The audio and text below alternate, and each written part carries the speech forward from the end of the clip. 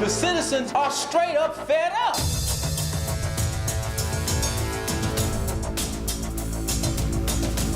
Three years ago, I called for the implementation of body cameras. Body-worn cameras are going to foster accountability. Just like the automatic replay in sports, we're going to depend on these cameras to show us what really happened. You are now suited up to hit the streets, Mayor. I'm ready. Citizens are going to demand transparency. Transparency. And anything less will create more problems in the community than it solves. While everybody's talking about transparency, these lawmakers are saying, hold on, we're rushing this through. There are problems from the get-go. You start off wrong, you end wrong. I mean, we're going to buy a tool that we don't even have a policy for. We are not moving this city forward in the right direction. As soon as we have an incident and somebody says, well, the video wasn't working. Did you click on your camera right away? No, man. Then the next thing we're going to have is we're going to have a protest. The body camera was not turned on until after he was dead. Where is the film? Where? We didn't spend $8 million for body cameras to see the aftermath. We know of 50 other cases where HPD can't come up with the video. $8 million later and several months later, there's no transparency. It is a waste of our money and a slap in our face. This is not a conservative or a liberal issue or a black or white issue. No one wants to waste their money. We are spending $8 million for show. I've been covering police for more than 20 years, and for me, there's no other way to put it. Right now, things are a mess. Think about it. Baltimore, Charlotte, Baton Rouge, Chicago. And so much of the public's mistrust and anger at police has been fueled by one thing, what's been captured on video. It's why so much now is riding on police body cameras, like the shooting that happened right here.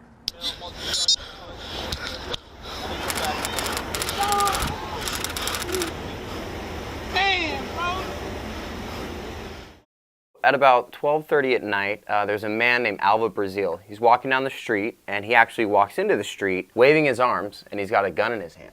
We see surveillance video from a nearby gas station, but it's from pretty far away and pretty grainy. What's he doing out there? Nobody really knows. His wife later told us that his horse had gone missing from a nearby stable, and he was looking for it, and he was looking for somebody to help him. But why have the gun? Legally, he shouldn't have had the gun. We actually looked it up, and he had a history of felony drug charges. But at the time, when the officers were approaching the scene, they didn't know any of this. No, not at all. They were just on a routine patrol, and they saw Brazil standing in the middle of the street. So tell me what happened. Just briefly. My partner and I were coming northbound on Cullen, and he's got his arm up, and we thought he was flagging us down for something, so we just slow rolled to him, and I turned my spotlight on him, and I saw him pointing the gun at us. The thing is, both officers in that car had cameras on, but they weren't rolling when they came up to the scene. The first frame of body cam video that we see, Alva Brazil is dying on the street.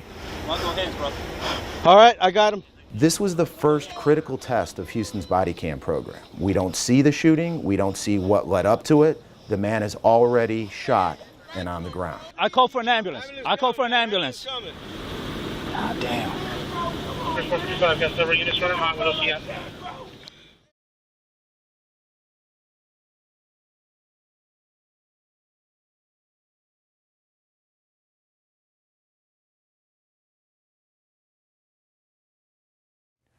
So this is the body cam HPD uses, and it was set with what's called a pre-record function. In other words, when an officer hits the record button, it goes back in its memory and captures the prior 30 seconds of video. But even with that, on Cullen Boulevard, the officers missed the shooting. So we wanted to know exactly by how much. What I did is I've synced up all three cameras because we've got 2 body cams and the gas station. I'm just going to fast forward here. You can see the very first time that we see any body cam video is on the passenger side at 49 seconds. The passenger side officer misses the shooting by 49 seconds? Correct, correct. And then driver's side camera? Minute 119? Yeah, 119. After the shots were fired? Correct. If it had been on 50 seconds earlier, you could have potentially seen what happened. My name is Ray Hunt, president of the Houston Police Officers Union. This was the first real high-profile test of this department's body-worn camera policy. Pass or fail? If the officer's primary responsibility was his safety, he passed. If his primary responsibility was videotaping the entire scene, he failed. If he was your cameraman and only had to worry about videotaping that, I would blame that cameraman for not getting it. But that's not his primary responsibility. His primary responsibility is to make sure he's safe and the public's safe. Ward and Cullen, where he ended his life right here, his journey right here, Ward and Cullen.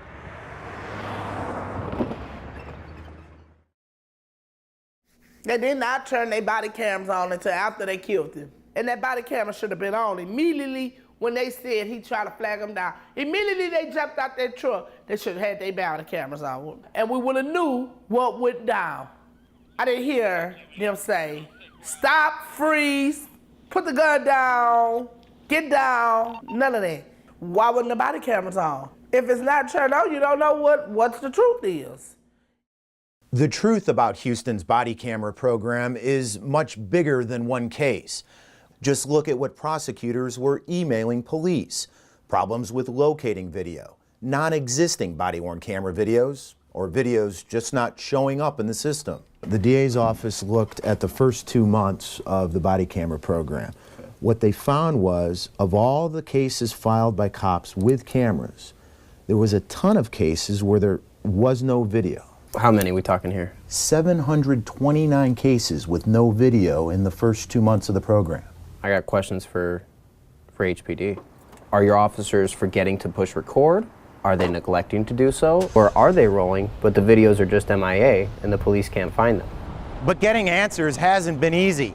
It's taken an entire month for the police chief to grant us an interview. And now that we're finally here, she's giving us a whole 15 minutes. We provided this to your office a month ago. Do you dispute the district attorney's numbers? I would never dispute her numbers. She identifies more than 700 cases filed by officers who were assigned body cams in which there was no video. What happened to the video? I do not know what criteria she is using.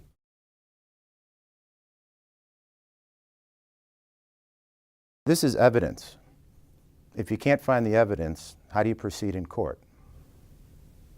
There has never been a situation or a case where evidence was not provided to the district attorney's office, ever.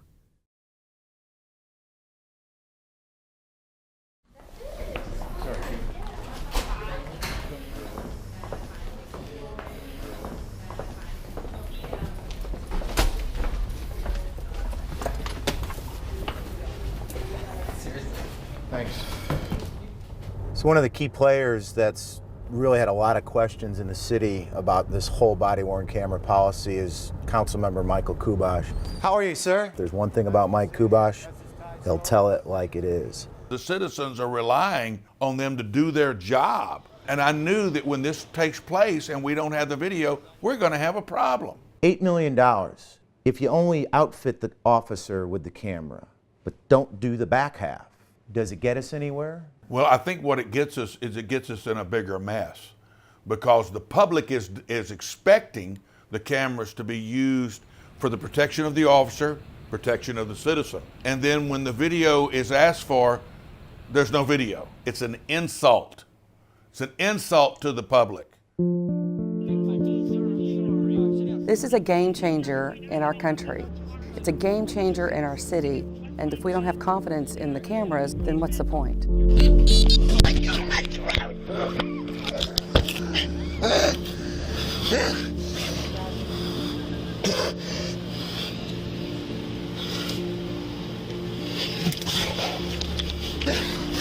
What are you doing to me? What are y'all doing to me? I'm calling the cops. I'm calling them. I am the cops.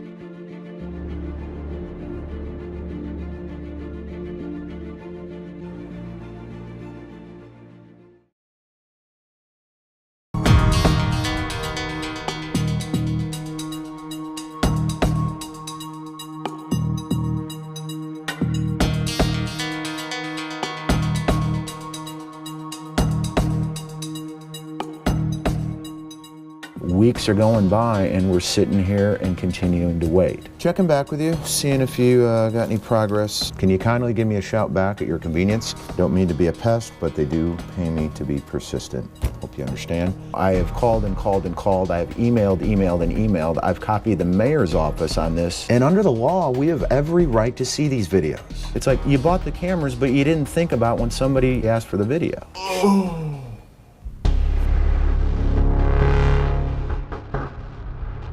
We get a F mark. We flunk. Councilmember Martin. Thank you, Mayor. 8 out of 75 is not what we were looking for. Channel 11 is our litmus test for this. You're going back and doing open records requests on videos that you can't get. So it puts us in a tough spot. We don't know how effective our video cameras are. And assault. So we're trying to look at videos in 4 types of crimes. Right. Resisting arrest, evading arrest. Interfering with police, and assault on a police officer. These are going to be the crimes that use of force is likely going to be a key issue. Right, where it's like a he said, she said between the police officer's word against the citizens. The kind of case where it's kind of probably going to be a struggle, and there's probably going to be questions about that struggle. And the video should answer those questions. Right.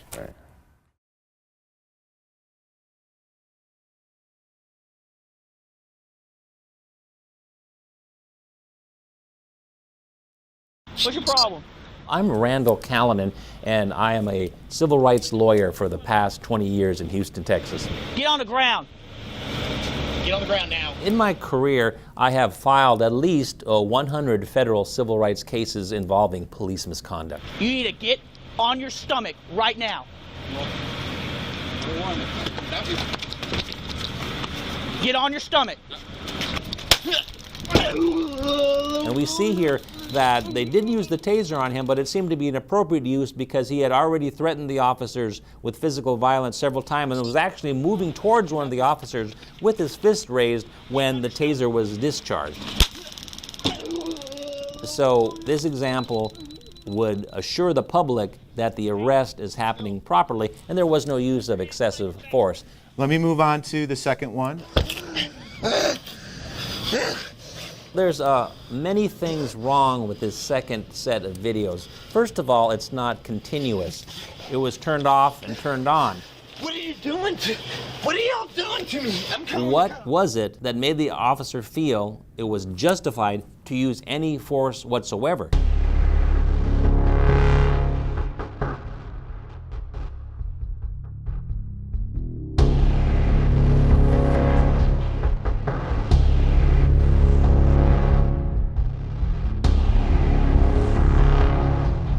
Without that missing section, we can't tell whether the force was justified or unjustified. Relax. So what about the other videos we're waiting on? Well, they're not coming anytime soon.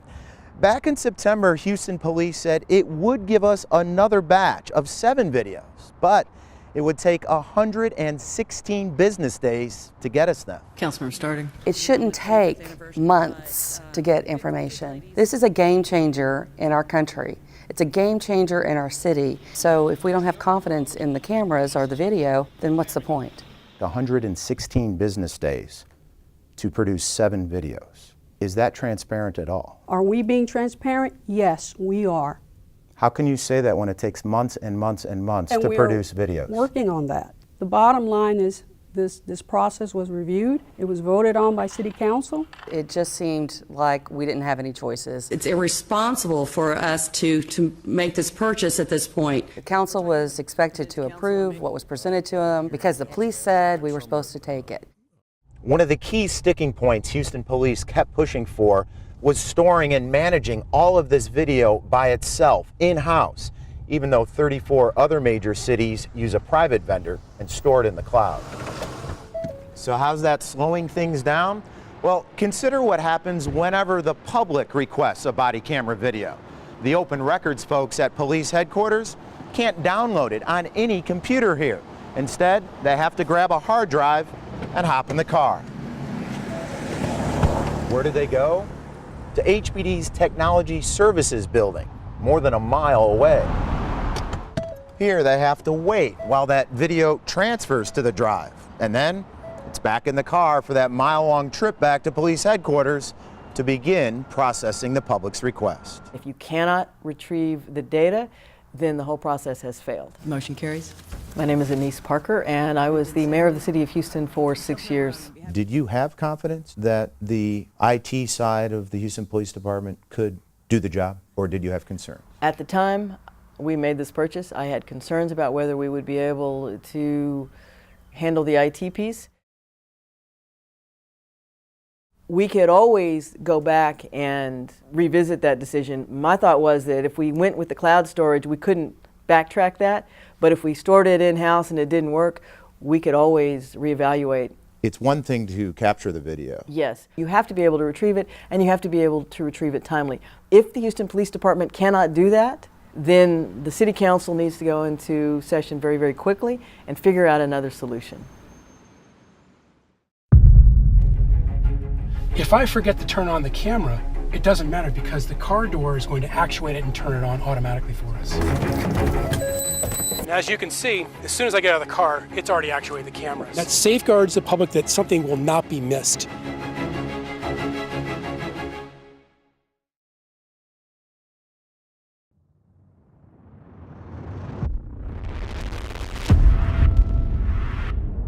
Just like the automatic replay in sports, we're going to depend on these cameras to show us what really happened. We will see it on the video.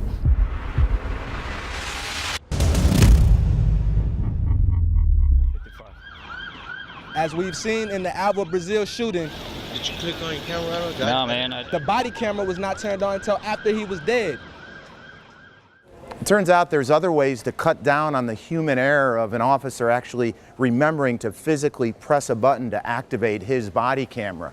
We flew out to Seattle, Washington to find out exactly what those cutting-edge technologies are and what Houston's missing out on. All right, I'm going to go ahead and put on my Axon Body 2 camera. My name is Steve Tuttle. I'm the Vice President of Strategic Communications for Taser International. So today what we want to do is showcase some of the new technology advances that we have for the Axon cameras.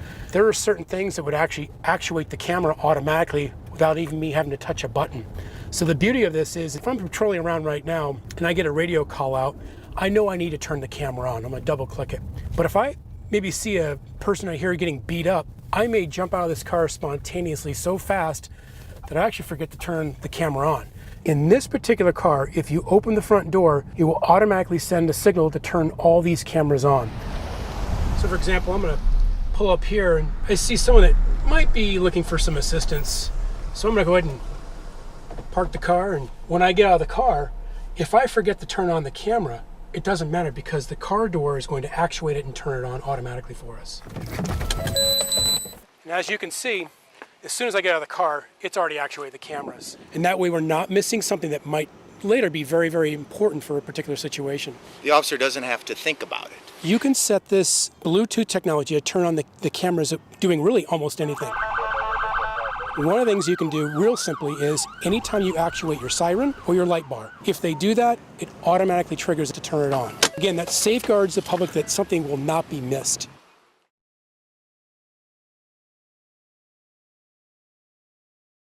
We were never made aware of the ability to have the camera automatically turned on when a police officer opens up their door. We were never made aware of the camera being able to turn on when the sirens went on. We were never made aware of camera having the ability to turn on in these type of instances. And the only way we knew about it is when you told us about it.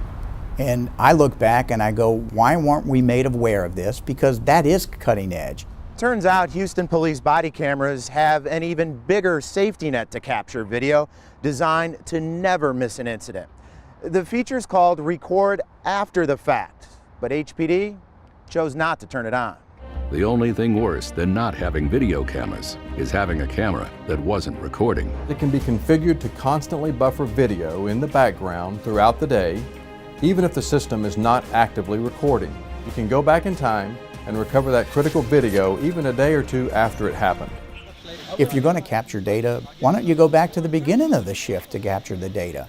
Everybody's looking for transparency in this. And it seems like we're lacking transparency, and we've been lacking transparency since day one. And that's alarming.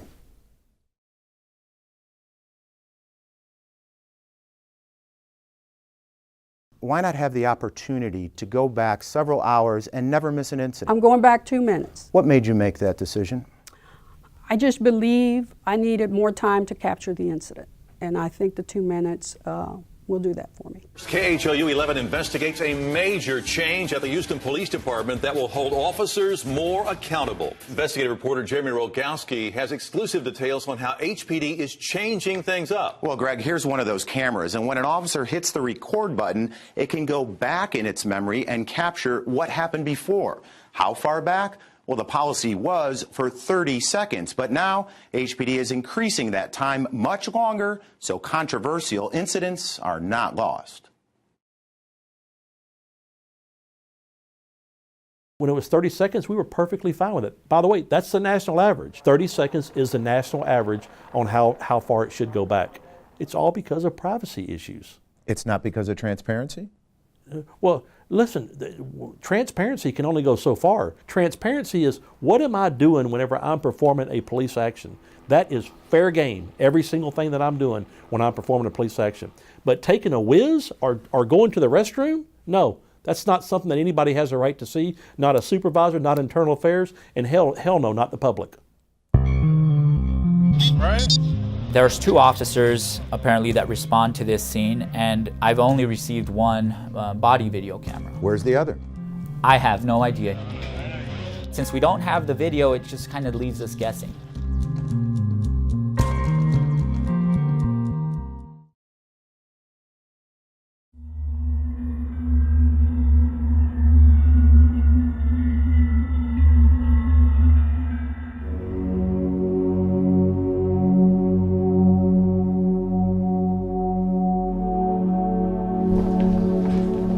My name is Eddie Gomez, and I'm a criminal defense attorney in Houston, Texas. I have a client that's accused of an assault. Right. There's 2 officers apparently that respond to this scene, and I've only received 1 body video camera. Where's the other? I have no idea to this day.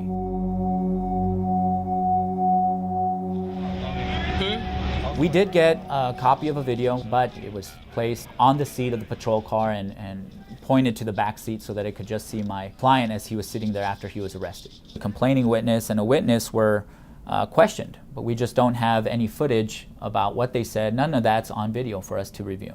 Certainly, if something's on video, then it speaks for itself. And we won't have to guess about whether the officer ad-libbed or paraphrased something. But since we don't have the video, it just kind of leaves us guessing.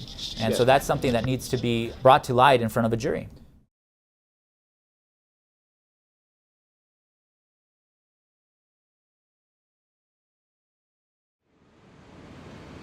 We have only one item on today's agenda. The item is a presentation from the Houston Police Department. Well, good morning, everyone.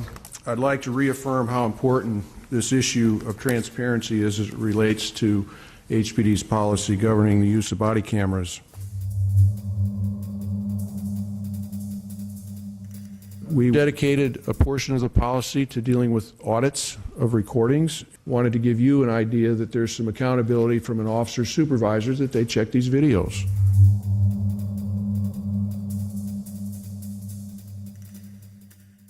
We asked 3 different times in 3 different ways how Houston Police might be checking up on its body cam officers.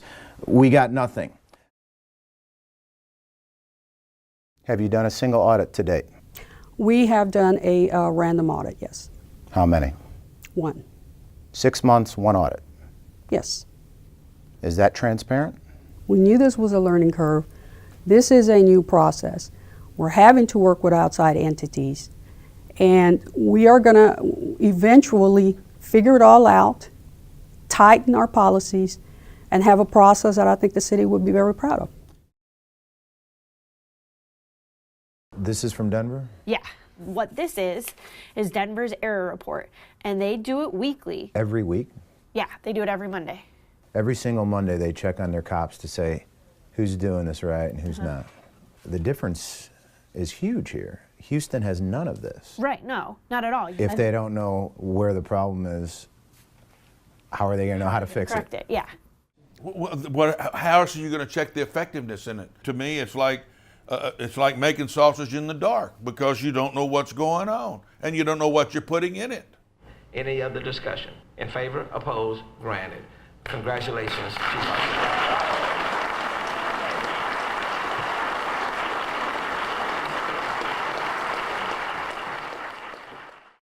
Your work's been fantastic, so we appreciate everything you've done because you've helped us kind of test drive it from an outside perspective looking in. I think eventually what you're going to see is a system that is going to have automatic triggering capabilities, that when the door opens, the camera comes on, the lights go on, the camera comes on. If you get the right technology, you can save money, save time, increase transparency, and build trust, and that's my goal. We need to see the whole picture, the true picture, unedited, so people can see from start to finish what really happened.